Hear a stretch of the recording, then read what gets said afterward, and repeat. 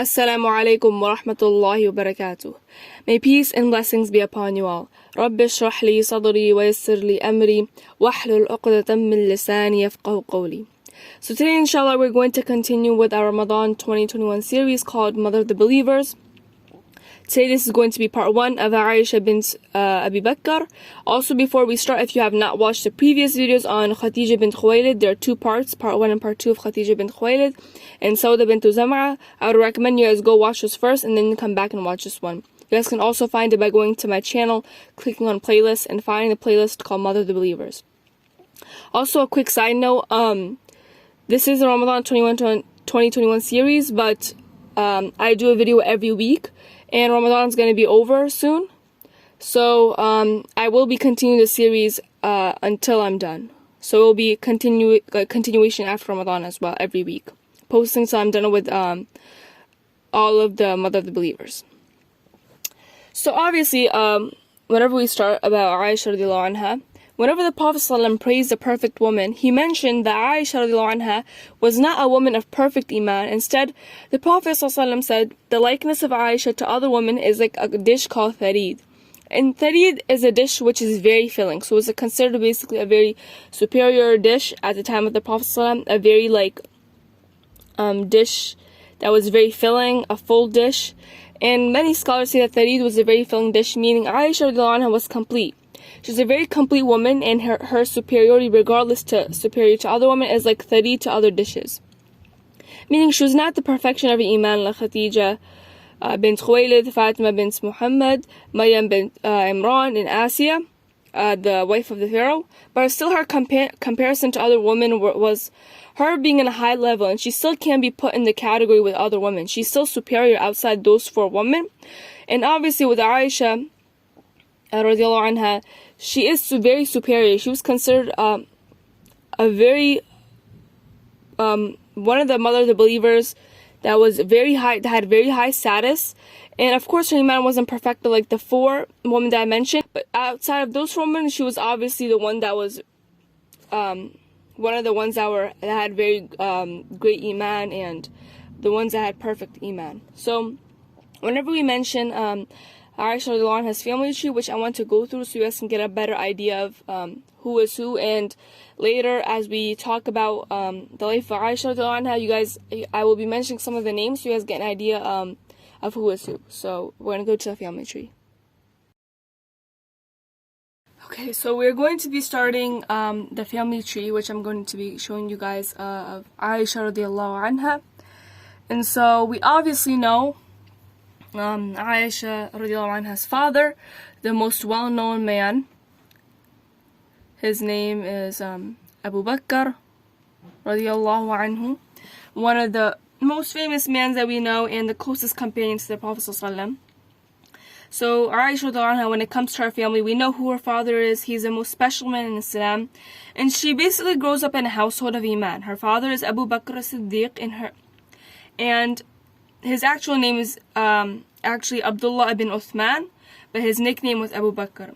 And Abu Bakr radiallahu anhu's father's name was Uthman, and he was given the nickname Abi Quhafa. And Abu Bakr radiallahu anhu was the first man to accept Islam, the first man to accept Islam in this ummah, the best friend of the Prophet ﷺ, and he is as-Siddiq, the truthful one.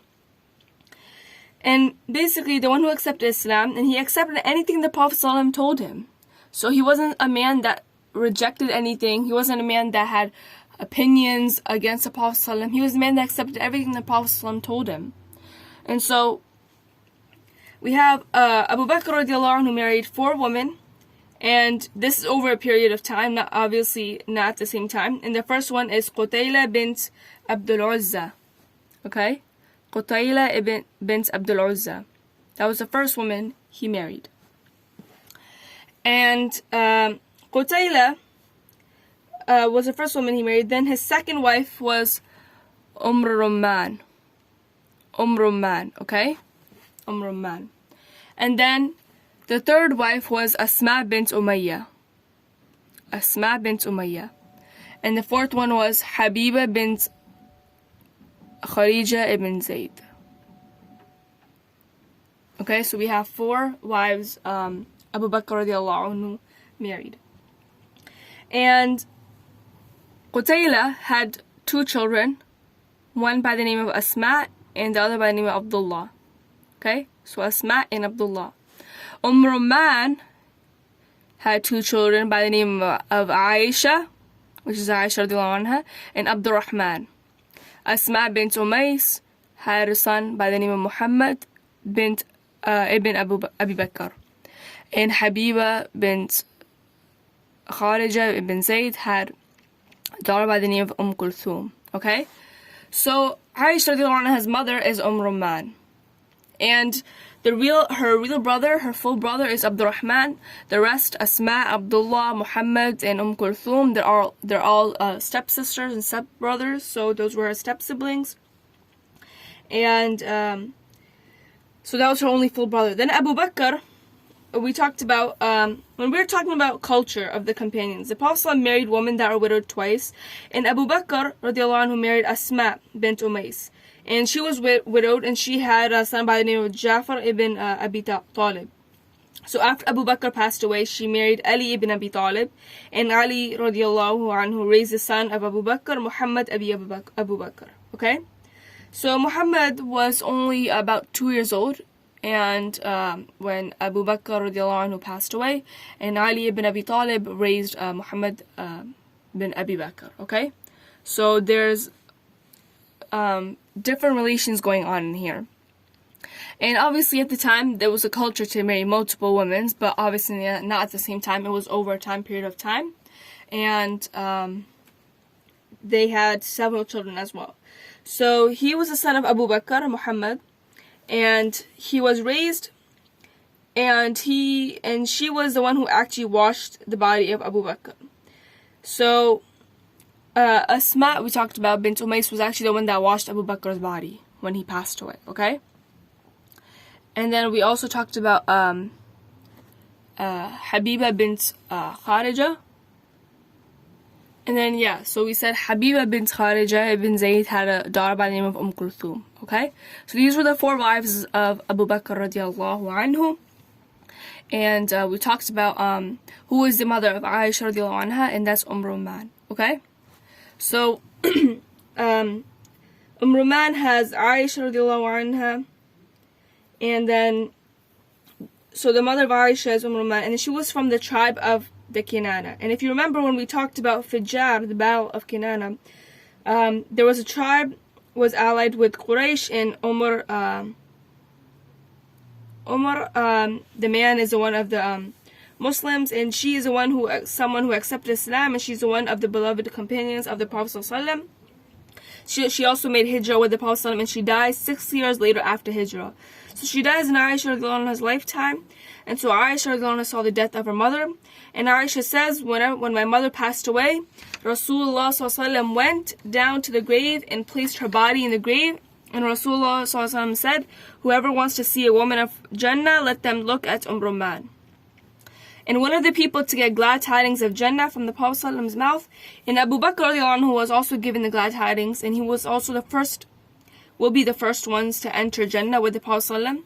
And the mother is Rumman, who was also given the glad tidings of Jannah by the Prophet ﷺ. Okay? So this is basically a quick summary and basically in depth of Aisha radiallahu anha's family tree. So a quick recap is Abu Bakr radiallahu anhu had married Qutayla bint Abdul Uzza. They had Asma and Abdullah. Then Abu Bakr married Rumman, had Aisha and Abdul Rahman. Then Asma bint Umays had Muhammad bin Abi Bakr. And Habiba bint Kharija ibn Zayd had Kulthum. Okay? So the only real brother of Aisha was Abdul Rahman. And then Asma bint Umays had Muhammad bin Bakr and Kulthum. Habiba bint Kharija had that. So we said that the rest are all step-siblings, and Aisha's only real brother is Abdul Rahman. Okay? So after we went over the family tree, I wanted you guys to get a better idea of who was who, and who was the mother of Aisha, and who were her siblings, who was her step-siblings, and who was her real brother. Now, Aisha is unique in many ways, right? One of them is she was the only one to be born after the Prophet ﷺ received revelation. And Aisha radiallahu anha, she said, I cannot remember a time in my life when my parents were not practicing Islam, meaning all I remember from my childhood when they were, what they were doing was memorizing Quran. And she said, my parents, I remember them memorizing Surah Najm and Surah Qalam. She says, every time my father read Quran, he would not have any control of his eyes when he read the Quran. So I just remember growing up watching my father crying while he was reciting the Quran. And she says, I remember at the time of the boycott, when Abu Bakr radiallahu anhu was about to take his family to Abyssinia, and they actually met a man at the time when they were going to go to Abyssinia. His name was Abi Dukhna, and he met Abu Bakr and said, a person like you should not turn away. And Abu Bakr radiallahu anhu was given protection. And she said, I also remember when Abu Bakr was leading us in salah in the courtyard of the house, and even the women of Quraysh gathered to listen to his recitation. So subhanAllah, this was her childhood, watching her mother learn the Quran and for her father read the Quran. And he was recognized and the position of the Prophet right away, right? So Abu Bakr radiallahu anhu loved the Prophet more than himself. And Rasulullah, before Khawla comes to him, the Prophet sees a dream, and he sees Jibreel alayhi salam, and Jibreel alayhi salam has a cloth, and he's carrying something in it. And he removes the cloth, and it is the image of Aisha radiallahu anha. And so Jibreel says to the Prophet ﷺ that this is going to be your wife in this world and in the next. So basically Rasulullah saw this dream multiple times. And here's the thing, Aisha radiallahu anha was still young. So the Prophet ﷺ saw this dream, and he said, and he basically did not tell anyone his dream, right? So he was like, okay, he kept it to himself. And subhanAllah, the qadr of Allah, Khawla actually came to the Prophet ﷺ and suggested Aisha as well. So in fact, the way she was introduced, she introduced Aisha to the Prophet ﷺ. She did not actually say to Aisha when the Prophet ﷺ asked, like, who is this older woman and who is this younger woman, right? So we mentioned in Sauda bint Zam'a when Khawla actually came to the Prophet ﷺ and he asked, okay, she said, I have an older woman and a younger woman, okay? And one is widowed and has a child, and the other is not. That has not been married. So he asks, who is it?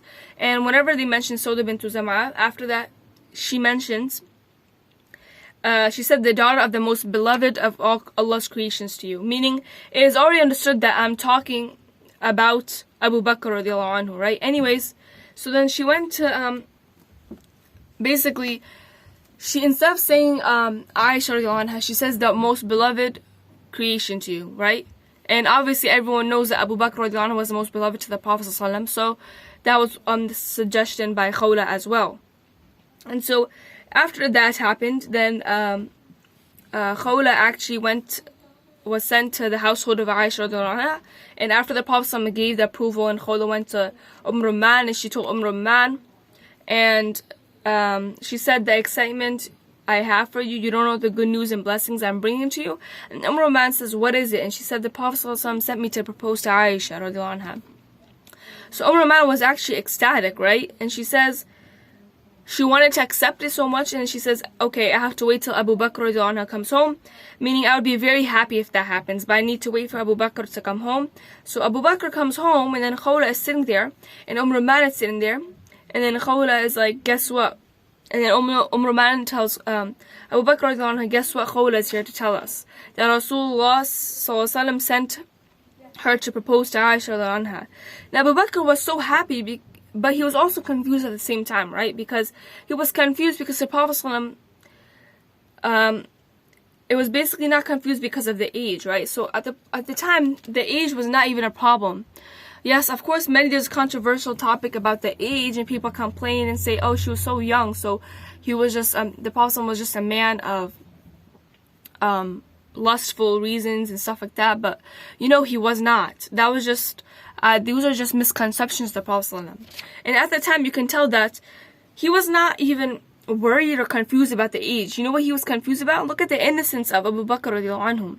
Abu Bakr said that, this is great, and is it possible? How can he marry the daughter of his brother? And so Abu Bakr said, we are brothers though, so how can he marry his daughter? And so they're close to each other, so they're like brothers. And then he says, can you go ask the Prophet ﷺ that this is halal? So she went to the Prophet ﷺ, and the Prophet ﷺ smiled, and he says, tell him you are my brother in Islam, and yes, your daughter is halal for me. So then Khawla goes back to Abu Bakr radiallahu anhu and Roman. And Abu Bakr is so excited, and he says, and Abu Bakr is really excited, but there are some problems, because back in the day, what they did was they used to assign spouses for their children at a very young age, right? And at a very young age, they used to like assign spouses, like saying, okay, this person, for instance, this child is 4 years old or something. Even at the birth, they would, whoever they wish to assign their spouse to, they would say, okay, I want this person to marry this person. So they had an agreement between the families, okay, that they assign spouses for their children at a very young age. So back in the day, yeah, they did that. And so this is also further proof, because she was already engaged, and this was confirmed through 19 different chains, that she was engaged to Jubayr ibn Mut'im. And Jubayr ibn Mut'im, and now Mut'im is a fascinating character, right, in Islam. Mut'im was an ally to the Prophet ﷺ, and at times he considered the religion to be silly, and so Mut'im rejected the religion, but also he was a very proud tribesman, so he gave shelter and protected the Prophet ﷺ against other people, in the sense of like loyalty from a tribal perspective to the Prophet ﷺ, right? So he didn't convert to Islam, he didn't accept Islam, right? Because he thought it was a silly religion. He was like, how can this be, right? Who is this God? What is this religion? How can there be a messenger and stuff like that? But he was also a very noble and loyal tribesman, right? In the sense of a tribal perspective, he was very loyal, and he also, besides the idea of religion, he accepted the Prophet ﷺ and gave him shelter and protected him from people that were against him, so half of the Quraysh. And he also insulted the religion many times, but he did not have a favorable of Islam, right? But he still felt a sense of loyalty to the Prophet ﷺ. So he was also a friend of Abu Bakr radiallahu anhu and the Prophet ﷺ, and Mut'im, the son of Jubayr, was engaged to Aisha radiallahu anha. So at that time, he was engaged to Aisha radiallahu anha, right? And so Abu Bakr says, I don't know if this contract is still holding, because we have not told them about that, what is going on. So he goes to Mut'im, and he's hoping that this contract would break, and he would break the contract. So Abu Bakr radiallahu anhu goes and sits in the house of Mut'im and asks for Jubayr. And the wife of Mut'im comes out, and she says that, don't think that we are going to marry our son to your daughter, right? And then the Mut'im comes out as well, and he says, yes, I have to agree with her because of the religion, and he says because of all this nonsense of Islam, and I don't think this marriage will be compatible. And then Abu Bakr acts like he's surprised, and Mut'im said, I have to agree with her. And then after he said that, Abu Bakr acts a little upset, and then he comes out of the house, and he is completely relieved, right? So again, you count the evidence, and the fact is that Khawla suggested her. The fact is that she was engaged to Jubayr. The fact that none of the believers actually criticized the Prophet ﷺ for marrying Aisha radiallahu anha. And you know, at the time, the people that rejected Islam and they hated the Prophet ﷺ, they would find every way possible to criticize him, to attack him, even with fake news. But not once have they ever mentioned the marriage of Aisha radiallahu anha to the Prophet ﷺ and saying that, oh, she is young, why'd you marry her? None of that happened. So it was basically, there was nothing wrong with the marriage as well, with the age difference. And so they looked at every excuse to target and attack him. Not a single narration of Abu Lahab and Abu Jahl mentioning the age of Aisha radiallahu anha. So then after that, Abu Bakr comes back, and his face was full of happiness. And at that point, and actually Jubayr was actually the one that went one-on-one and actually killed Hamza radiallahu anhu. And Jubayr was also the one who killed Hamza radiallahu anhu. And now when Abu Bakr came home and told him to call Khawla and invite Rasulullah sallallahu alaihi wasallam, and when that happened, Abu Bakr radiallahu anhu and Roman married Aisha radiallahu anha to the Prophet sallallahu alaihi wasallam. But this was like an engagement, right? So whenever she reaches the age of maturity, by her consent to marry you, meaning whenever she reaches the age where we can ask her and she's okay with this, then we will marry her off to you, right? So this was just basically an engagement. So the Prophet ﷺ at that point, obviously Sauda is with the Prophet ﷺ for 3 years now, and in the Hijrah, and she knows the Prophet ﷺ is the one going to marry her, and so she still has not reached the age. Aisha has not reached the age yet to marry, and so the Prophet ﷺ just used to come to her house before and after the nikah as well. And he used to come to her house, and she says he used to come to her house early in the morning or very late in the evening. And she said this one time, he came to her house when the sun was scorching, meaning the middle of the day. And this was basically an odd time for the Prophet ﷺ to visit the house. And Abu Bakr was actually sitting with his family. And the Prophet ﷺ knocked on the door and was wearing a turban. And the Rasulullah ﷺ came in and did not look around and sat down. So it was obviously something he wanted to say to Abu Bakr radiallahu anhu. And so my sister Asma and me, we all looked at him and waited to hear what he had to say. So Prophet looked at Abu Bakr, ignoring the other and signaling Abu Bakr that basically, can you send your daughters out? And Abu Bakr says, Ya Rasulullah, they are my daughters, there's nothing hidden from them anyways. It is okay, we can trust them. So the Prophet said, Allah has given me permission to leave the hijrah. Abu Bakr radiallahu anhu immediately said, do I get to be your companion? Do I get to be your companion? Do I get to be your companion, Ya Rasulullah? And the Prophet said, yes. And Aisha radiallahu anha said, I have never understood it, but he cried so much tears of joy. Until that day, my father just cried tears of joy, and he could not stop crying of happiness. And so Abu Bakr radiallahu anhu got his items ready for the hijrah, and Abu Bakr asked his son Abdullah to be in charge of Roman, Aisha, and Asma. And basically, Abdullah, Asma, Roman, and Aisha radiallahu anha will travel together. And actually, Abdurrahman actually rejected Islam and fought on the side of the disbelievers on the day of Badr. And the famous story of Abdurrahman, when he became Muslim, he said that at the time I came across to you on the day of Badr, I made sure that you did not come face to face with me. And Abu Bakr radiallahu anhu says that's funny because I was looking for you to kill you because you fought against Allah and the Messenger. And so the only children of Abu Bakr radiallahu anhu who stayed back at the time anyways with that is Abdurrahman. And there was a funny incident, a very famous incident, when Abu Bakr was actually trying to find Abdurrahman. Abdurrahman was actually trying to avoid Abu Bakr because he did not want to fight his father, right? And so Abu Bakr said that I was actually trying to find you to kill you, right? Because you opposed the Messenger and you opposed Islam. And so that was one of the famous incidents as well. So anyways, with that, when they first got to Medina, so when they first made the hijrah, the masjid and everything actually took time to get built, right? So we stayed in different people's houses, and so Aisha radiallahu anha says, we stayed at Banu Harith al-Khazraj house. So now Aisha radiallahu anha, whenever they got to Medina, this is where the marriage will take place, right? So Aisha radiallahu anha will move in. And obviously this is after the settlement in Medina, so after the Prophet ﷺ has a home for Aisha radiallahu anha. And so it was not like they got to Medina and it was like a right away thing, right? They were actually settled and everything, they were comfortable, and then they got married. And then Aisha radiallahu anha moved into the Prophet ﷺ's house. So it was just not about the settlements, but it was that Aisha radiallahu anha has not reached the age of maturity yet, right? Where she could get married. And one of the most controversial issues in the seerah is that it would be good to go over so you guys can understand this.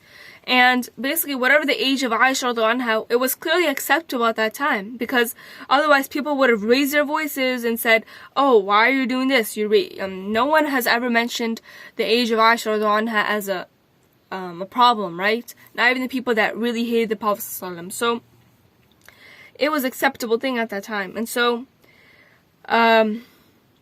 there's a scholar, the Sheikh Imam Ibn Sakir, he actually said that women used to reach their age of maturity in Mecca between 7 and 9 years old. And in fact, 9 years old was on the later end, right? And then he listed reasons like warm climate, lower altitude, and the living conditions, and like the food they had. And so the maturity of the woman of an age for the woman was about 7 to 9 years old.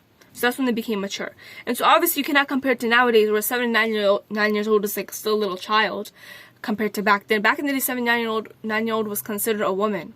You were mature, you were considered a woman, right? So at that time, that's when you got married, unless your parents didn't approve or stuff like that. But usually at that time they got married from 7 to 9 years old, and that's when they hit the age of maturity. And so Khawla suggested this as well. And so that no one criticized this idea of the Prophet marrying Aisha radiallahu anha. And Khawla suggested this, and Roman was happy, and Abu Bakr was happy. And she was obviously previously engaged anyways, right? So in fact, in Tirmidhi, And in Bukhari, there's a mentioning where she says that she was 9 years old in Bukhari, in multiple hadith, also in Tirmidhi.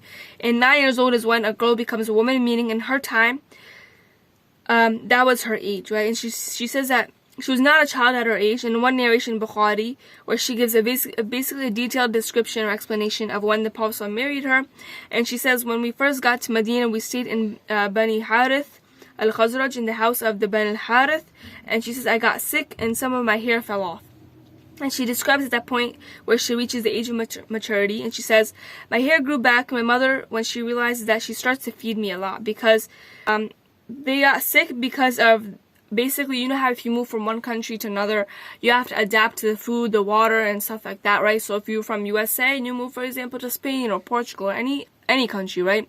It's obviously the food tastes different. You're going to be sick to your stomach. And so it was like from Mecca and Medina, it was like going to different countries, right? And so they were sick, and because of this experience in Medina.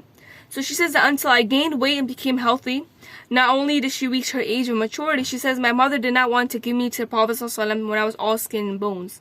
And after that, she says she gave me to the Prophet ﷺ when I became healthy, right? And she says after that, she says, I was playing with some of my friends, and my mother called me, and whenever she called me, I was breathing really hard. That means she was playing and having activity, she was running around, and she was breathing really hard. And then she said, my mother took me by the hand, and she got some water, and she started to rub my face, my head, and started to cool me down. And she took me to the house, and that's when I dressed up. And the woman of Ansar came, and they all wished good luck for me and blessings, and that's when I realized the time had come, right? So she said that's when I realized the time had come, meaning she was going to get prepared for the marriage.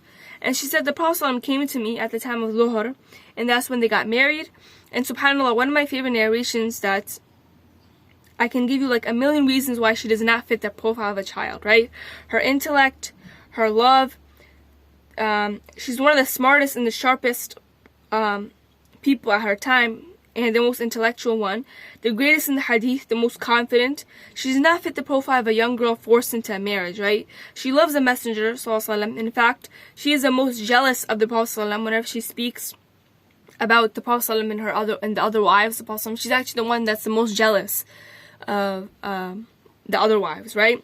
And so she obviously loves the Prophet ﷺ so much that basically all these things are factors, right? But there's one narration showing that how she felt about the Prophet ﷺ, and she says that those who condemned Zulaykha, basically the woman in the story of Yusuf alayhi salam, and those who condemned Zulaykha, they cut their hand whenever they saw the Yusuf alayhi salam, right? Because of how handsome he was. And they said that had they seen the smile of the Prophet ﷺ, they would have cut their hearts, right? So she's like, she's not a person who's saying, okay, who is this man coming to touch me? Or, oh my God, he's so old. No, she's saying that if they would have seen him, they would have cut their hearts. And the Prophet was a very, very, very handsome man, right? He was very symmetrical in every part of his body. His face was very symmetrical. He was so handsome. And also in the seerah of the Prophet I took a pause on that, took a hold on that, because I'm doing the Ramadan 2021 series. But after I finish the Mother of the Believers, I will continue with that. And if you guys watch those in the first episode, I also mentioned that some of his characteristics and his looks and his appearances. He had a very symmetrical face. Everything in his body was very symmetrical, and he was very, very, very handsome. In fact, all the prophets and messengers of Allah were very, very handsome, okay? And so this was a proof as well. And she says on the day of her wedding, they basically did not have any means to properly celebrate. So there was an animal that they slaughtered. They didn't have any of that. And the only thing that was sent to them was a bowl of milk. And so the Prophet drank from it and then gave it to me, and I drank the rest of it. And that was that. That was basically the wedding, okay? And in fact, she said whenever the people found out that that was the way the wedding took place, the people of Medina sent all kinds of animals and gifts because they felt sorry for us. And that was that because our wedding was only just drinking a bowl of milk, right? And so that was her wedding. And this is not exactly, right? So she's not exactly moving to the palace of a king. She's just moving into a chamber. And this was difficult conditions for a woman to learn how to be a wife. So she describes the harshness of the conditions. And she says that I tried my best to compensate for the things that she wasn't good for to things that she was good at. And she said, I used to comb the Prophet's hair, apply his perfume, I used to wash his clothes. And she said, whenever the Prophet went to bed, I would put his wudu for his tahajjud, meaning the water next to his bed, and his siwak, because I knew the Prophet loved to use a siwak. And obviously she did not mention her cooking part, right? Because we already know the story of her cooking from... I also mentioned that Sauda bint Zama, she was not a very good cook. And being a mother of the believers is not required to be a very good cook, right? So that was one of the aspects as well. She was not a very good cook, but she obviously did not mention that here in her narration because, you know, she wouldn't mention that she's not a very good cook. And so she says that basically Rasulullah ﷺ used to do this, and Rasulullah ﷺ used to always want to do his own chores, right? He used to always be the one who wanted to serve the people of his household. And the Prophet ﷺ insisted on repairing his shoes, insisted on cleaning his clothes, insisting on serving those that was in his house. And he did everything, right? He did all chores, whether it was considered for women or for man. He did everything in the household. He did everything. So, there's also the description of the food, right?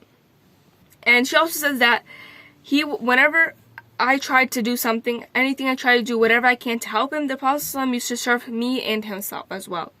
So even though I insisted with helping everything and around the house and stuff, he served himself, and he served me as well. And so there's also a description of the food conditions. She said that sometimes the entire month would pass by and the fire in the house would not be lit, right? The fire in the stove would not be lit, meaning they did not have a month the month would pass by, an entire month, where they would not eat a meal cooked. They would not eat a cooked meal for an entire month. And she says that we survived off the two black things, the water and the dates, right? And so why would the water be called black? Well, obviously they did not have filter system, so you know the water was not the cleanest, right? And obviously it was dug out from the desert, and so it wasn't the cleanest, and did not have filter system at the time. So she said that we would survive it off the two black things, water and dates. And she also says whenever we had 2 meals in a day, meaning that they would never have 2 meals in one day. So if we had a cooked meal once in a while, it would only be once in an entire day. And she said that sometimes people actually felt sorry for us, so they would send milk to the house of the Prophet ﷺ. And Al-Qasim ibn Muhammad, he is the son of Muhammad ibn Abi Bakr, and Muhammad was the one of Asma bint, we mentioned Asma bint Umayyah, and that was the son of Asma bint Umayyah, Muhammad bin Abi Bakr. And he also says that and basically he is the half sister of Aisha radhiyallahu anha. And he also says that Aisha radhiyallahu anha only had a few garments, okay? She only had a few garments, and she did not have many clothes in her home. She wore a red shirt, and she said that if anyone came to her house, she would put on a black abaya. And that was pretty much it. And he said that on occasion she had a yellow dress with a gold ring she would put on. Meaning her party dress for occasions was a yellow dress. So it was not something very decorative, right? It was not something with so many jewels and very nice and she had many garments. It was something very simple. So even at that time, they did not worry about this life, this worldly life, that, okay, the Prophet could have asked, she could have said to Prophet, Ya Rasulullah, can you ask Allah to provide us with more food and provision and stuff like that? They had harsh conditions, very harsh conditions. Their chambers were so small. Their food, they barely didn't have any food. Their clothes were very few. And subhanAllah, look at us. We have so many things. We have like 50 pairs of clothes. We have, a lot of people are arguing over getting certain brand names for their clothes, like Nike or Adidas, not getting this brand. I don't like this brand. I don't want this brand because people will look at me and say, oh, you have this brand? Like, why do you have this brand, right? Or the shoes we have, the clothing, the devices, the technology, everything we have is so modern, and we're still not grateful, even though she only had for her occasions and parties and stuff like that a yellow dress and a gold ring. That was about it. She did not have anything else for occasions. And we're out here having these multiple dresses, multiple dress shoes, right? And so that's also another aspect, that she also did not care about this dunya, right? She knows that we're all going to pass away, and the everlasting life is in the akhirah. So that was also another lesson to learn from this as well. So, not to worry about this dunya. And so, we talked about the very rough times they had and the occasions and her dressing. And, the Prophet ﷺ warned her heart, because not to say that husbands should not basically buy their wives nice things, but this was not to say that, husbands should not buy their wives nice things or clothing and nice jewelry, but this was the time they had at the Prophet ﷺ time, and it was a very harsh time. And so neither of them really cared about this dunya as well. And also they mentioned that they had one mat, and the mat was for their bed, and she says that we would fold it onto ourselves at night, and in the daytime we would spread it out in the courtyard. So that was where they guessed and they would sit on, right? And she said whenever the Prophet ﷺ wanted to pray, we took the same mat and we prayed upon that. And she said whenever the Prophet ﷺ wanted to do his nightly prayers, he would leave half to me, where I would sleep on, and he would pray on the other half, right? Meaning she was sleeping on one half and he was praying on the other half. And whenever he wanted to go into sujood, he would tap my legs and I would move over. And she said, so subhanAllah, look at this. So, this is completely mind-blowing. They had one mat where they used for everything, where they sit on, they would eat on, they would pray on, and they would sleep on. So whenever the Prophet used to pray his nightly prayers, she would, whenever he went down to sujood, she would tap his leg, he would tap her leg, and she would move her leg over, right? And this is how they did things, right? And so, whenever they talked about the clothing, she says that her clothing, and if anything torn in the Prophet's clothes, he would sew his own clothes. And subhanAllah, we can go on and on over these, and there's 2,000 hadith, or over 2,000 hadith about the household of the Prophet and what was going on, and what was it that made the house the Prophet made pleasant, and what made them so happy, right? It was not that they had big homes, it was not that they had luxurious things. What made them happy was being in the presence of the Messenger of Allah, right? And the way the Prophet treated her, and she says Rasulullah never ate his food alone. Whenever he ate, he always told me to come eat with him. And the Prophet always offered me to come and sit with him, and always told me to bite first and eat or drink first. And whenever I bit from the food or the meat or drink from that cup, the Prophet would eat and drink from that very same spot where I ate from. And so whenever I drank or ate, and whenever I could, the Prophet used to ask and confirm that, was this the spot you ate or is this the spot you drank from? Then he would do the same, right? And the Prophet one time, she says that one time, and again, this was basically the way some of the pre-Islamic were, right? The way the women were looked at particular times. And whenever the cycles came around one time, whenever the Aisha cycle came around one time, the Prophet, where he used to pray and he stayed there for a long time, then he came close to Aisha and he said, yeah, and Aisha said, Ya Rasulullah, I cannot, right? And then he said, come closer. And the Prophet he said, open your arms, and she opened his arms, and the Prophet laid on my chest, and that's how he slept, right? That's how they slept. Meaning the closeness they had, right? And she says, Rasulullah, whenever he read the Quran, and whenever she said that he read the Quran, he used to put his head on my lap while he recited the Quran. And whenever the Prophet performed ihtikaf and went out for 10 nights, he knew that I used to miss him so much. And so what he would do, and to comfort me, is he would stick his head in the house, and I would comb his head for him, and that would comfort me for the rest of the day. And she says that I always missed him so much, and she said that the way he comforted me was he would stick his head without even talking, and she would brush his hair, and she said that would comfort me for the rest of the day. And that was fine for me, just to brush his hair, right? And to feel his presence. And there's just so many more narrations, and she says that whenever the Prophet was with me, and whenever he was invited by someone, he would not go without me, right? And so Anas ibn Malik said the Prophet had a Persian neighbor, and they used to make a really famous soup, right? And it was a really tasty soup, and the Prophet loved it so much. And whenever the neighbors invited him to come eat the soup, the neighbor invited him, and the Prophet would say, what about her? And then the neighbor would say, no, no. And then the Prophet said, okay, no, I don't want it then, right? And then the Prophet said a second time this happened. Second time, invited him. And the Prophet said, what about her? And then he says, no, no. And then he says, okay, no to me then too. And the third time when this happened, the Prophet said, what about her? And he said, no, no. And then he says that, okay, no. And then the neighbor was just,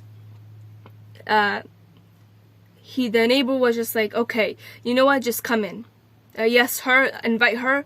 And he said, just bring her in, okay? And he would never miss an opportunity with Aisha radiallahu anha. And then we see that the Prophet was considerate and reassuring. And he said that, and Aisha, may Allah be pleased with her, because imagine how little access we would have without Aisha radiallahu anha, right?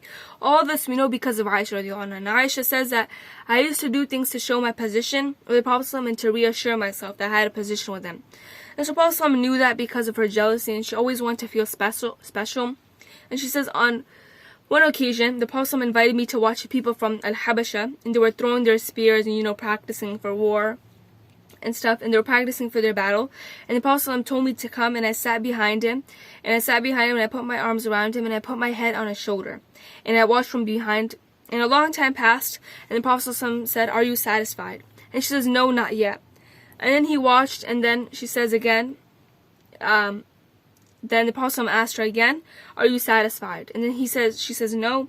And then a third time, he asks, are you satisfied? And she says yes. And Aisha said, I was satisfied a long time ago, but I just wanted to see how the Prophet was going to say, or what he was going to react, or was he going to say. And he never said, enough woman, go back to your home, I have to be a prophet now, right? But she said that I want to see if the Prophet would give me that reassurance, right? And subhanAllah, you look at this great significance of the Prophet ﷺ, that he did not feel comfortable or at ease until his wives were reassured and they were happy and satisfied with their lives as well, right? So we have the very famous hadith about Zara and a group of women, and all of them would talk. Basically what they did was they had gossip time, or where they sat, and all the women at the time, they would gather around and they would sit and talk about their husbands. So whether they would either talk about their husbands with good ways, or they would talk about their husbands in a bad way, saying, oh, he's not this, he's not that, I don't like him, right? Or they would praise their husbands. And one of the women, she said that she would praise her husband so much. And she said that her husband was this, and she says, Zara is a very good man.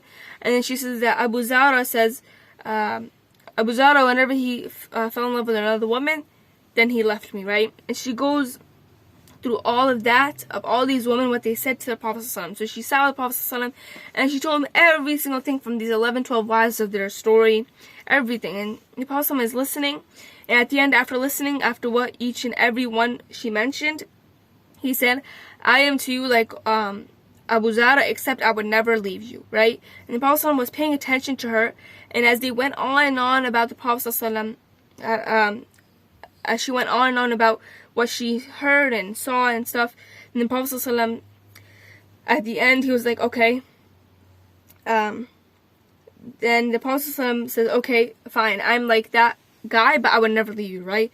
And so Rasul ﷺ would constantly reassure her, and she says, one time I asked the people, I asked the Prophet ﷺ, if you came across two valleys, one had a tree that was eaten from, and one had a tree that was not eaten from. She said, where would you stop and leave your camel? And then he says that I'd probably leave my camel at the tree that was not eaten, right?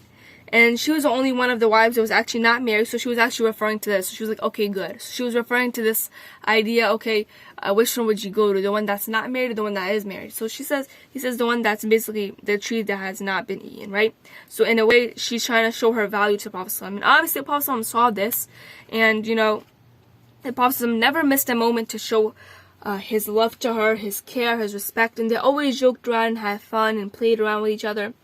There were actually two times the seerah of the Prophet was actually when they were out in the Ghazwa, and this was a serious time, right? The people were fighting and practicing, and then he would tell them to go forth, and then he called Aisha and he told her, let's race. And actually Aisha beat the Prophet ﷺ, and years later, whenever they did the same thing, the Prophet ﷺ beat her, right?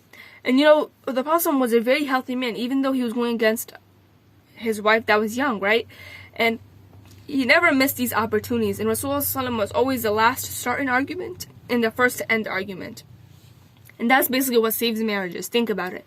So he didn't never want to start an argument, and if it started, he was quick to diffuse it, right? And the Prophet ﷺ, he was the last to get in and the first to end it, right? The last to get in an argument, the first to end it.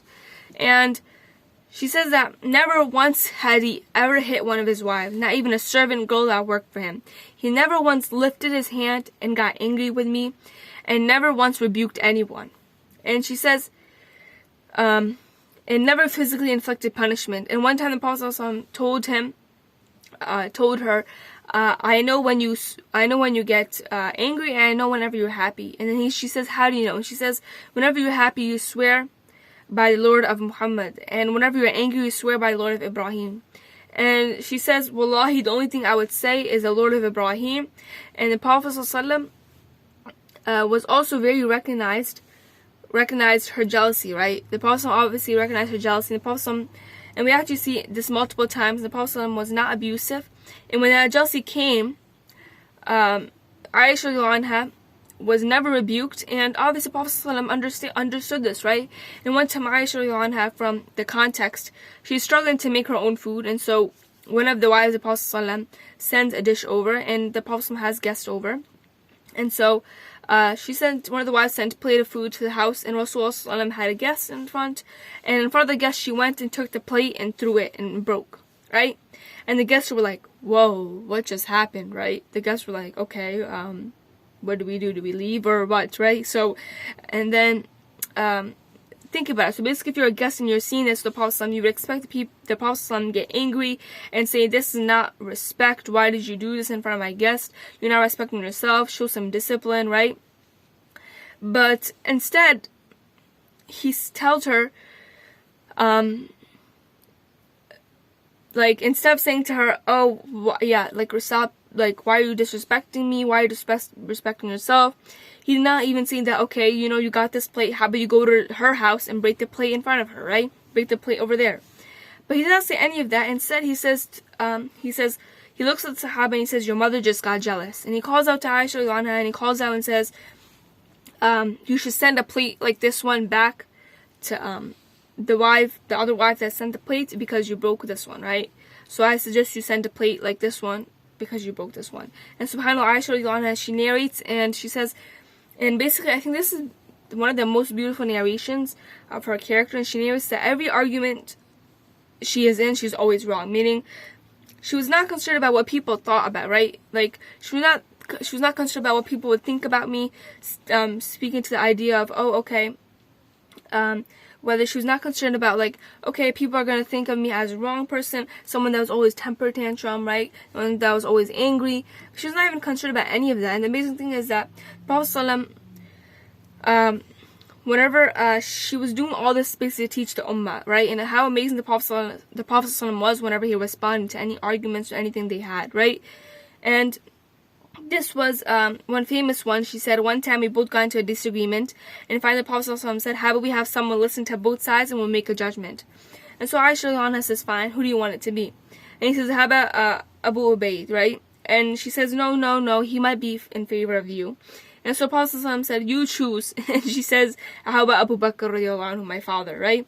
And the Prophet said, as you wish. And Abu Bakr radiallahu anhu comes in, and Rasulullah says to Aisha, you want to start? And then Aisha radiallahu anha says, you start, so that if you say anything wrong, I can jump in and confirm that you're wrong. And then Abu Bakr radiallahu anhu actually explodes on Aisha, and he gets up and grabs her and starts screaming at her and says, how can you do this? The Prophet, how can you yell at the Prophet, right? And the Prophet gets in between this and says, gets Abu Bakr off, and he says, this is not why you were called here, right? And he says, Ya Rasulullah, how can she talk to you that way? And then Abu Bakr is sent out, and then Abu Bakr is a man.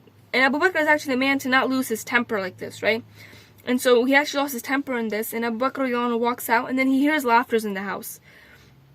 And then he hears laughter and he's like, why are you laughing, right? And then the Prophet turns around and tells to Aisha, see, I saved you. And then Aisha laughed, and Abu Bakr looked back and said, Ya Rasulullah, as you brought me into this war, bring me into the peace too, right?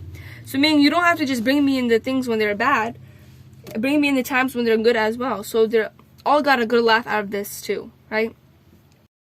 This is obviously going to be in 2 parts, but next week, inshallah, we're going to be talking about her qualities and her iman and her faith, and stuff like that. But this is just basically, I want you guys to realize the household of the Prophet ﷺ, and realize the household of the mother of the believers. And she also says that the women of Mecca and the women of Ansar are totally different sides, right? They did not see eye to eye. So the women of Mecca thought the women of Ansar were crazy, and the women of Ansar thought the women of Mecca were too quiet. And when the women of Mecca saw how the women of Ansar were speakers and they were confident, and they did not mind being in the public.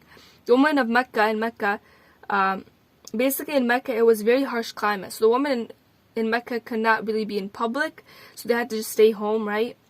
And so they were used to it. And the women of Mecca, since the women of Ansar are off, right? They're just totally off. And Umar radiallahu anhu says, and we will see this also in Hafsa radiallahu anha, and he says, our women were okay until they came to Medina. Until they met the women of Ansar, they became crazy, right? And so Aisha radiallahu anha, most of her life, she grew up among the women of Ansar. So she used to praise the women of Ansar, and she says, and she loved herself, and she's the best woman and the women of the Ansar. And she praised the women of Ansar and says they were the most modest, but their modesty did not stop them, right? They were the best women, and they became scholars for their religion. And that is how Aisha radiallahu anha was, right? So Aisha radiallahu anha was not like Khadija radiallahu anha. Obviously Khadija radiallahu anha has her special characteristics, and Aisha radiallahu anha has her special characteristics. But Khadija radiallahu anha was more so on the calm side, on the quiet side, while Aisha radiallahu anha was the one that was outgoing and excited nature, and so she was that sort. And nor was Sauda. Sauda was actually the woman of Mecca, and so she was like unhappy and did not question anything, and so she was a bit on the calm side as Khadija radiallahu anha. And so Aisha radiallahu anha has this outgoing personality, and just to quickly name her, just to quickly name the names that she was given, this is very special. In the hadith chains, you find her being mentioned in very beautiful ways, and one of the common ways was that she was called As-Sadiqa bint Sadiq, right? Meaning the truthful woman of the daughter of the truthful man. She was also referred to as Al-Habibat Al-Habibullah, meaning the beloved one of the beloved one of Allah, okay? And the Prophet ﷺ actually called her Humayra because Aisha radiallahu anha had a reddish complexion, especially whenever she got mad. So the Prophet ﷺ used to call her Humayra, referring to her redness. And also the Prophet ﷺ nicknamed her with Aish, and also nicknamed her with called her Aish, right? And Aish meant little Aisha. And obviously her kunya, she did not have any kids, so what would have been her kunya? Well, obviously Abdullah bin Zubayr was a nephew of Aisha radiallahu anha, and he's the son of Asma Bint Abi Bakr. And Aisha radiallahu anha has said to the Prophet ﷺ that, Ya Rasulullah, all these other wives have kunyas, right, except me.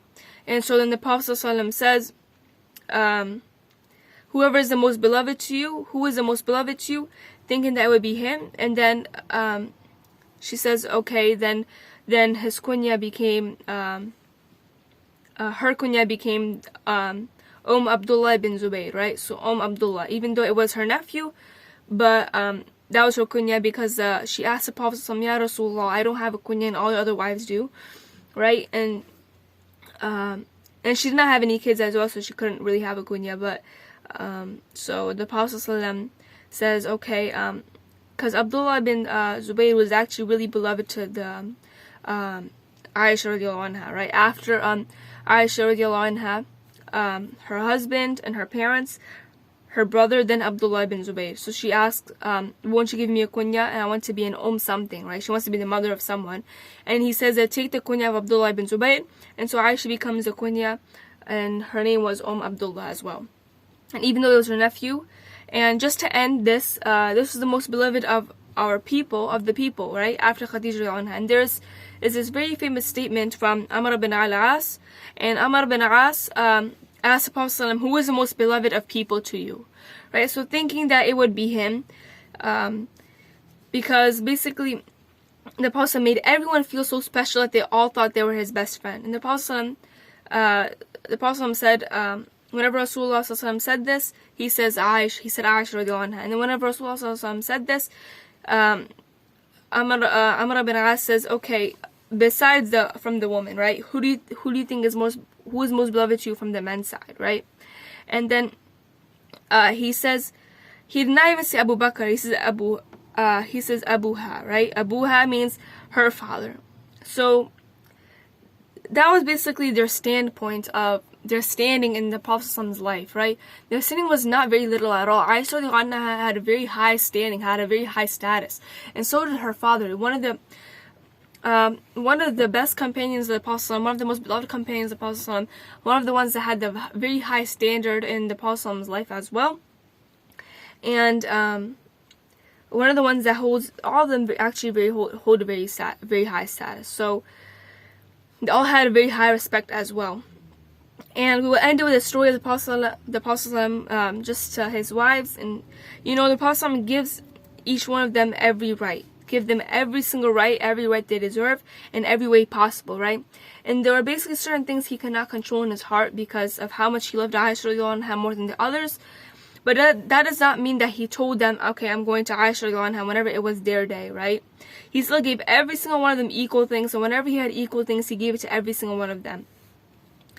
And whenever he would see something, he distributed it equally to all of the wives, right? So he couldn't also control his heart because of how much he loved Aisha radiallahu anha. So he made dua to Allah. And it's also mentioned in Abu Dawood as well. And he says, oh Allah, I divided what I could, but don't blame me, oh Allah, for which that you control and I don't control. Meaning, you control my heart, Ya Allah, so make it the best for us, right? So don't make me do anything that the other wives would be upset with. And so that's how much he loved the Prophet ﷺ. And also, people also recognize how much the Prophet loved Aisha radiallahu anha. So whenever the Sahaba actually knew, whenever he would spend the night, the specific night with Aisha radiallahu anha, they would send gifts to the Prophet ﷺ, right, in the house of Aisha radiallahu anha. And Aisha says that Prophet ﷺ wives were in two groups. She said that there was me, Hafsa, Safiya, and Sauda. So we were always together, and she said the other wives were together under Salama. So anytime there was a dispute, I got along with with my people, my group, and they got along, and I couldn't get along with the other group. So they were divided, right, as the wives of the Prophet ﷺ. And she says that when the gifts kept coming to my house, she said the other wives got upset with this, okay? And whenever they got upset with this, they sent Salama to the Prophet ﷺ. And she complained to the Prophet ﷺ, and she says, so basically now the Prophet ﷺ is okay, so we're going to see what regard we see. And Salama holds a very high regard in the Prophet's eyes as well. She was a very great person, one of the best scholars for the people of the Ummah, and she actually spread Islam a lot. And one of the greatest scholars for the people. And Salama came to the Prophet and she said, Ya Rasulullah, some of us that know that the companions send gifts to you on those days that you're with Aisha radiallahu anha. And the Prophet said, look, what can I do, right? I'm not asking them to send them the gifts. And Salama suggests that why don't you make an announcement on sending gifts only on to not send gifts on the days of Aisha radiallahu anha. And the Prophet responds and says, and he says that, okay, look, I don't want to hurt myself and I don't want to hurt Aisha radiallahu anha, right? And he says that, I swear by Allah, the revelation that has not come to any of the other women except Aisha radiallahu anha. And the revelation comes to me when I am in her house. And subhanAllah, you always find that Jibreel alayhi salam brings revelation in Aisha radiallahu anha's house. And we will see that next week, how she was a very righteous woman, right? And the Prophet ﷺ says, maybe this is something decreed by Allah, right? And so this is the house that revelation comes to me.